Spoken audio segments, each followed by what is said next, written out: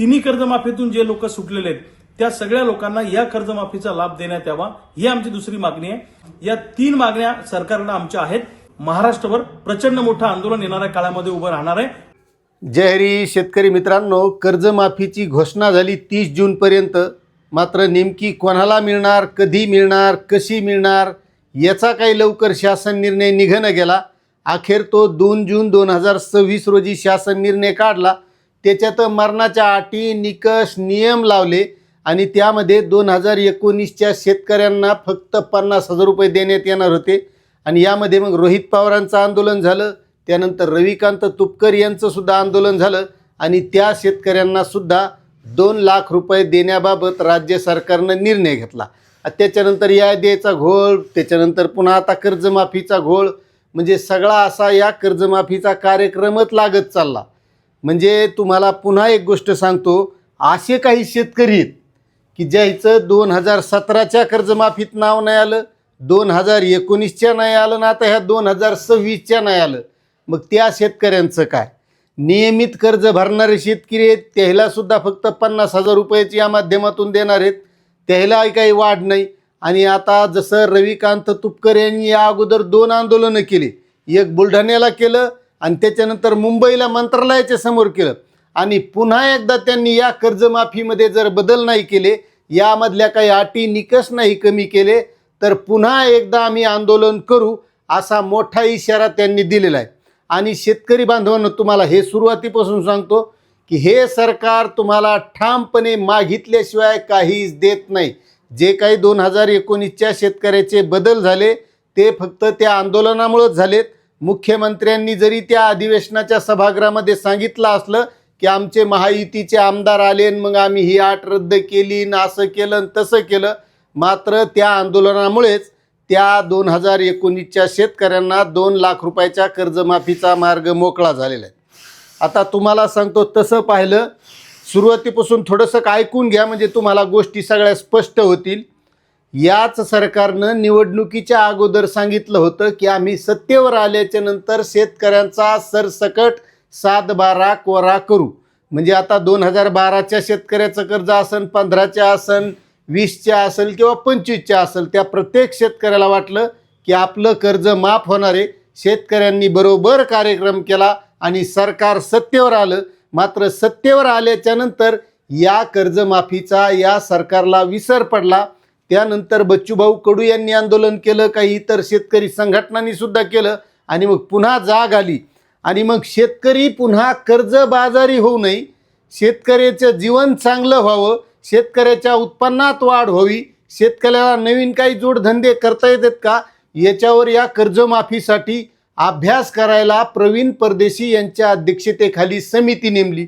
आता ह्या समितीने काय थोडा थिडका अभ्यास नाही केला, भला 4-5 महिने अभ्यास केला। बरं, अभ्यास केल्यावर हे घोळ व्हायला नाही पाहिजे आज जे व्हालेत ते, बरोबर आहे का नाही? मग एवढा अभ्यास केल्याच्या नंतर या घोळ व्हायची गरजच नाही। बरं, त्याच्यानंतर 30 जूनपर्यंत तारीख जाहीर केली। बरं, त्याच्यानंतर पुन्हा आंदोलनं करावं लागले। त्याच्यानंतर 2 जून रोजीचा शासन निर्णय काढला आणि त्यामध्ये सुद्धा अटी, नियम, निकष इतके घातले की त्या माध्यमातून शेतकऱ्यांना कमीत कमी शेतकऱ्यांना कशी कर्जमाफी मिळेल। आता ते जरी 56 लाख शेतकऱ्यांचा आकडा सांगित असले, आपण कुठं जाऊन पाहिले किती जणांना मिळणार आहे, बरोबर आहे का नाही? ते सांगायला आपण ऐकायलो 40,000 कोटी का 40,000 कोटी, प्रत्येकाला काय वाटतं आपलं नाव आलं ना त्याच्यात जाऊ दे तिकडे, बाकी काय भानगडे, बरोबर आहे? आता त्याच्यानंतर याद्याचा घोळ की आता कधी याद्या लागणार, कधी याद्या लागणार, त्याचा काय मुहूर्त लागणं। मग तारीख 30 जूनची केली 5 जुलै, 5 जुलैच्या नंतर पुन्हा करू म्हणित 22 जुलै अजितदादांच्या जयंतीच्या दिनी 553 शेतकऱ्याची यादी त्यानं जाहीर केली। त्याच्यानंतर पुन्हा कवा लागणार, पुन्हा यादी लागली। बरं ठीक आहे, याद्या लागायला उशीर झाला, म्हणजे पहिल्यापासून घोळात घोळ सगळा समजून घ्या। याद्या, बरं यादी लागल्याच्या नंतर तुम्हाला सांगतो त्या शेतकऱ्याचं कर्ज 2 लाख रुपयापर्यंत माफ व्हायला पाहिजे त्या शासन निर्णयात दिल्याप्रमाणे। मात्र त्याच्यातही वांदे, त्या हिंगोली जिल्ह्यामध्ये 44,000 शेतकऱ्याच्या त्या कर्जमाफी आणि बँकेचं असलेलं कर्ज याच्यामध्ये तफावत आहे। तशीच धाराशिव जिल्ह्यामध्ये सुद्धा आहे। आता धाराशिवच्या जिल्ह्यातल्या एका शेतकऱ्याचं तर असं आहे भानगड की त्या शेतकऱ्याकडे 1,54,000 रुपये कर्ज आहे. 1,54,000 रुपये कर्ज आहे.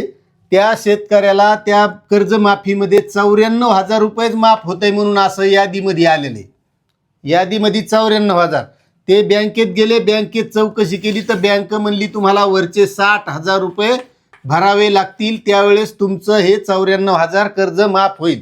मग कर्जमाफी 2 लाखाची आहे म्हणल्यावर त्या शेतकऱ्याचं मुद्दल पुन्हा व्याज मिळून 2 लाख म्हणल्यावर 1,54,000 रुपये हे पूर्ण माफ होणं गरजेचं आहे का नाही?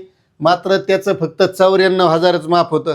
आणि हाच प्रश्न कृषी मंत्र्यांना विचारल्यावर कृषी मंत्री म्हणाले की नाही त्या बँकेनं 2 लाख रुपयाचं माफ करायला पाहिजे. आता मला सांगा, यादी येईनं पाठवली ऑनलाईन, यादी आल्याच्या नंतर तिथं यादीमध्ये जे दिसतंय त्या शेतकऱ्यानं जर आधार प्रमाणीकरण केलं तर त्या शेतकऱ्याच्या खात्यामध्ये फक्त 94,000 रुपये आले असते. वरचे 60,000 रुपये त्या शेतकऱ्याला भरावं लागणार का नाही? मग 2 लाखाची कर्जमाफी दिली, 2 लाख रुपये माफ व्हायला पाहिजे की नाही? असाच प्रश्न त्या हिंगोली जिल्ह्यातला आहे. संघटनेनं निवेदन दिलेलं आहे किंवा आमचं हे जे काही घोळ झालेला आहे हे सगळा मिटवा. आता तसंच रविकांत तुपकरांनी सुद्धा आंदोलनाचा पवित्रा घेतलेला आहे.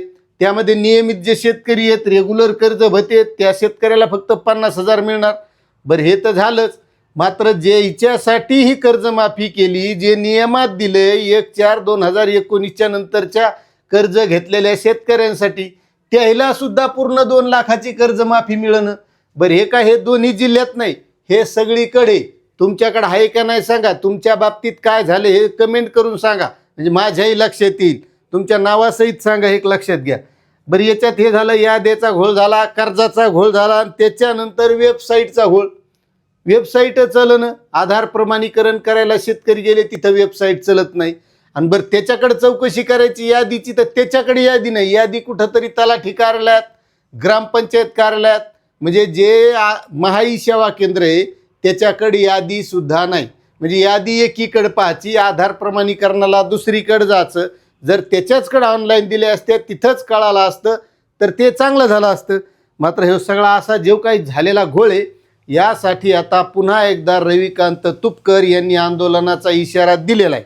परंतु रेग्युलर कर्ज भरणाऱ्या शेतकऱ्यांवर या कर्जमाफी योजनेमध्ये प्रचंड मोठा अन्याय झालेला आहे. त्यामुळे रेग्युलर कर्ज भरणाऱ्या शेतकऱ्यांना सुद्धा या 2 लाखाच्या कर्जमाफीचा लाभ द्यावा, त्यांना 2 लाख रुपये प्रोत्साहनपर अनुदान द्यावं, अशी आम्हा शेतकऱ्यांची मागणी आहे. त्यामुळे सरकारला आमची विनंती आहे की नियमित कर्ज भरणाऱ्या शेतकऱ्यांना 2 लाख रुपयाचं अनुदान सरकारने तातडीनं द्यावं. दुसऱ्या बाजूला तिन्ही कर्जमाफीतून जे लोक सुटलेले आहेत त्या सगळ्या लोकांना या कर्जमाफीचा लाभ देण्यात यावा, ही आमची दुसरी मागणी आहे. आणि कागदपत्रांच्या चुकीमुळे, तांत्रिक त्रुटीमुळे जे शेतकरी कर्जमाफीपासून वंचित राहिले त्यांनाही या कर्जमाफीमध्ये लाभ देण्यात यावा. या 3 मागण्या सरकारला आमच्या आहेत. सरकारनं वेळीच तातडीनं रेग्युलर कर्ज भरणाऱ्यांची आणि तिन्ही कर्जमाफीतून सुटलेल्या लोकांची दखल घेतली नाही किंवा त्यांना कर्जमाफीमध्ये समाविष्ट केलं नाही तर रेग्युलर कर्ज भरणाऱ्या सगळ्या शेतकऱ्यांना घेऊन महाराष्ट्रभर प्रचंड मोठं आंदोलन येणाऱ्या काळामध्ये उभं राहणार आहे. आम्ही सगळ्या शेतकरी नेत्यांशी बोलतोय. आता एक लक्षात घ्या, रविकांत तुपकर यांनी आंदोलनाचा इशारा दिलाय. ते इतर शेतकरी संघटनाशी चर्चा करायलेत. पण तुम्हाला विनंती आहे, तुम्ही जोपर्यंत एकजूट करून जे शेतकऱ्यासाठी लढतात त्यांच्या पाठीमागं उभं राहणं हे तुमचं काम आहे. आणि जवरक तुम्ही राहणार नाही तवरक हे कार्यक्रम नीट चालणार नाही. नुसती कर्जमाफीच नाही, शेतकऱ्याचे अनेक प्रश्न आहेत. आणि मी वारंवार सांगित असतो की शेतकऱ्यांनी एकजूट करणं गरजेचं आहे. तुम्ही आता दिल्लीचं आंदोलन बघितलं असेल, सगळे विद्यार्थी एकवटले, त्यानं जागा सोडली नाही. त्यावेळेस कुठं शिक्षण मंत्री धर्मेंद्र प्रधान यांना राजीनामाच द्यावा लागला. त्यामुळे तुम्हाला विनंती आहे की एकजूट राहा, एवढीच विनंती करतो आणि थांबतो. जय जवान जय किसान.